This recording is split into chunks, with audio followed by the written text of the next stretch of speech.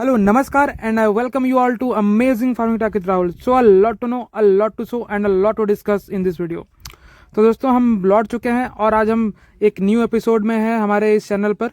आज हम बात करेंगे वैम्बुगो एप्पल का फ्लावरिंग फ्रूटिंग अपडेट के साथ कि अभी क्या क्या हमें जो चीज़ें हैं वो करनी चाहिए, जैसे क्या क्या स्प्रे करना चाहिए, किन किन खाद का प्रयोग करना चाहिए जिससे कि हमें बेहतर फ्रूट सेट देखने को मिले।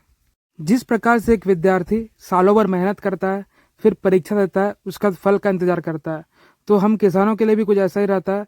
साल भर हम पेड़ पौधे को तैयार करते हैं, ट्रेनिंग करते हैं, प्रूनिंग करते हैं, और अब इसका फल देने की बारी, यानी कि अब जो है परीक्षा हो चुकी है, अब फल देने की बारी आ चुकी है। अब ये पता चलेगा कि हमने किस प्रकार से मेहनत की हुई है सालों भर तक।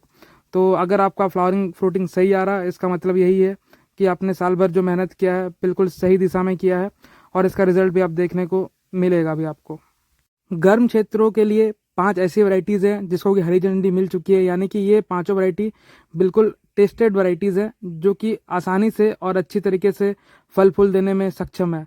एना, Dorsett Golden, Tropic Sweet, Wambugu and HRMN99। Last year भी हमने आपको दिखाया था कि किस प्रकार से वैम्बुगो एप्पल में फ्रूट सेट हुआ था, और ये हमने प्रूव भी करके दिखाया था कि एक सेल्फ पॉलिनेटेड वैरायटी है, क्योंकि उस समय कोई भी प्लांट वहाँ पे फ्लावरिंग नहीं था और उसमें फ्लावरिंग भी हुई थी और फ्रूट सेट भी देखने को मिला था। लेकिन इस समय हमारे पास एक बहुत अच्छा मौका है, क्योंकि सिर्फ वैम्बुगो एप्पल ही नहीं बल्कि और भी जो अन्य वैरायटीज़ हैं, Anna, Dorsett Golden, Tropic Sweet, HRMN99, ये सारे वैरायटीज़ भी फ्लावरिंग स्टेज पर हैं अभी। ठीक है, तो क्लस्टर स्टेज से लेकर के flowering stage, pink bud stage अभी आ चुका है।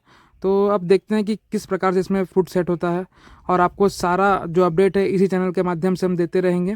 तो दोस्तों सबसे पहले हम बात करते हैं कि अभी हमको क्या करना चाहिए। सबसे पहले बात आपको बता दें कि अभी ज़्यादातर जगह पर, यानी कि अगर हम हॉट क्लाइमेट वैरायटीज़ की बात करें तो हॉट क्लाइमेट के एरियाज़ में ही फार्मिंग हो रही है और वहीं पे ये प्लांटेशन हुई है। तो आपको क्या करना है कि गर्मी, दिन में ज़्यादा गर्मी रहती है और रात में ठंड भी अच्छी खासी पड़ रही है। अभी जो न्यूनतम तापमान है हमारा वो 12-13 डिग्री चल जा रहा है। तो आप सोच सकते हैं कि रात में ठंड अच्छी पड़ती है और दिन में धूप भी अच्छी पड़ जाती है। 30 डिग्री तक टेम्परेचर क्रॉस करा, 30 डिग्री को। ठीक है, तो अब आपको क्या करना है, टेम्परेचर फ्लक्चुएट हो रहा, तो सबसे पहले आपको ध्यान रखना है कि प्लांट को कैसे हम इस ये जो टेम्परेचर फ्लक्चुएशन है बहुत ही हाई और लो का, तो इससे बचा कर कैसे रखें। तो प्लांट को हमको स्ट्रेस फ्री रखना है। जितना प्लांट स्ट्रेस फ्री रहेगा उतने अच्छे से फूल निकल करके आएंगे और बड़े बड़े फूल खिलेंगे। तो इसके लिए आपको क्या करना है, सबसे पहले आपको सीवीड का स्प्रे करना है शाम को। ठीक है, 1 ml पर लीटर से लेकर के 2 ml पर लीटर तक आप ये जो सॉल्यूशन है बना सकते हैं। और साथ में आपको क्या करना है, इसमें मैग्नीशियम सल्फेट भी ऐड कर सकते हैं 1 ग्राम पर लीटर के हिसाब से। तो इससे क्या होगा, प्लांट में फ्लावरिंग अगर नहीं हो रही है तो फ्लावरिंग अच्छे से होगी और यूनिफॉर्म फ्लावरिंग होगी, बिल्कुल हमारे जैसा। और सीवीड में बहुत सारे हार्मोन्स को रेगुलेट करने की क्षमता होती है, यानी कि वो हार्मोन्स को सुचारू रूप से काम करने के लिए उसको एक कैटलिस्ट का काम करता है, जिससे कि हार्मोन्स अच्छे से काम करते हैं और जिससे आपके प्लांट जो है उससे रिएक्ट करके अच्छी प्रकार से फुल फ्लावरिंग कर पाते हैं, और वो भी यूनिफॉर्म तरीके से। आपको बता दें कि अगर यूनिफॉर्म फ्लावरिंग नहीं होगी तो आपके पौधे में फ्रूट सेट अच्छे देखने को नहीं मिलेगी। हालांकि ये ज़्यादातर वैरायटीज़ जो है सेल्फ पोलिनेटेड है, लेकिन अगर ये क्रॉस पोलिनेट करते हैं, यानी कि दूसरे पौधे या दूसरे वैरायटी का जो परागण है अगर दूसरे वैरायटी पर मिलता है, तो इसमें क्या होता है कि क्रॉस पोलिनेशन से जो फ्रूट का साइज़ का डेवलपमेंट काफ़ी अच्छे से होता है और आपको एक बेटर फ्लेवर देखने को मिलेगा। यानी कि अगर सेल्फ पोलिनेटेड फ्रूट है तो उसमें डिफरेंट टेस्ट देखने को मिलेगा, और क्रॉस पोलिनेट है तो उसमें डिफरेंट आपको टेस्ट देखने को मिलेगा। तो ये अंतर होता है क्रॉस पोलिनेट में और सेल्फ पोलिनेट में। ठीक है, तो इन बातों का आप ध्यान रखें। और अभी आपको किसी प्रकार का जो कीड़े मारने वाली दवाइयाँ होते हैं जैसे कि पेस्टिसाइड है, उनका प्रयोग नहीं करना है।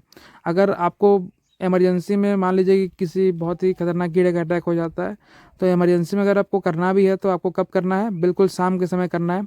उस समय मधुमक्खियाँ वगैरह नहीं रहती हैं, क्योंकि अगर दिन में आप करेंगे तो बहुत सारे ऐसे पेस्टिसाइड्स होते हैं जिसका स्मेल से मधुमक्खियाँ आ नहीं पाएंगी, या जो बहुत ही जो मित्र कीट होते हैं वो भी नहीं आएंगे।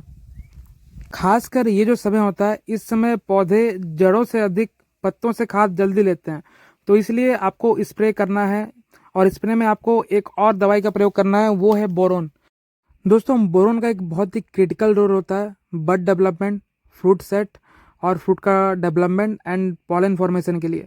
तो बोरोन का आप स्प्रे जरूर करें, 1 ml से लेकर के मैक्स टू मैक्स 2 ml पर लीटर के हिसाब से कर सकते हैं आप बोरोन का स्प्रे। ठीक है, और एक इम्पॉर्टेंट अपडेट एप्पल प्लांट्स की बुकिंग लास्ट 15 फरवरी तक ही होगी, उसके बाद हम इसकी बुकिंग बंद कर देंगे क्योंकि अब गर्मी आ रही है धीरे धीरे और 15 के बाद कोई भी बुकिंग नहीं लिया जाएगा। तो जिसको भी प्लांट्स लेने हैं आखिरी समय है आपके पास। एप्पल, पीच, प्लम, परसिमन, एप्रिकॉट, नेक्टिन, ये सारे पौधे आप इस सीज़न के लिए ले सकते हैं। धन्यवाद।